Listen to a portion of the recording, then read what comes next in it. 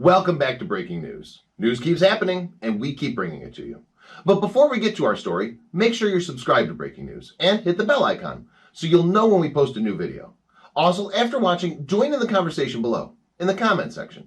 Now, here's your news. Rishi revival as exclusive poll reveals Sunak has led major Tory fightback against Labour Tory MPs replaced Liz Truss with Rishi Sunak less than 50 days after she became Prime Minister after polls suggested they were headed for an election wipeout.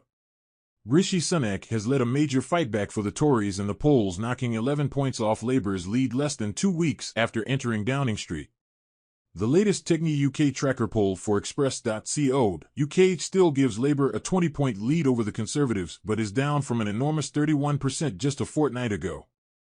The results seem to justify claims by polling guru Sir John Curtice that Mr Sunak is an awful lot more popular than his predecessor Liz Truss. One poll in Ms Truss' brief tenure as Prime Minister suggested that the Tories would be left with just one MP in an election.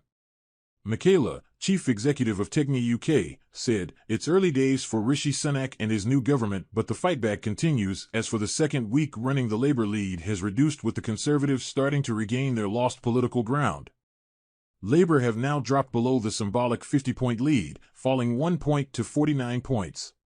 Perhaps more significantly, the Conservatives creep closer to the key threshold of 30 points, they are up 1 point to 29 points. There is still a proverbial mountain for Sunak and his Conservatives to climb, but the fightback has absolutely started. Now the question is, will this trust be transformed into real votes at the next general elections? Time will tell.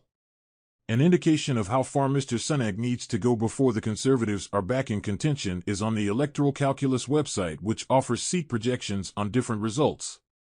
Based on the latest Techne poll, Labour would still have a massive majority of 202 with 426 seats, while the Tories would be on an all-time low of 133 seats, even worse than the humiliating defeat suffered in 1997 when Tony Blair swept to power and John Major's government was ejected.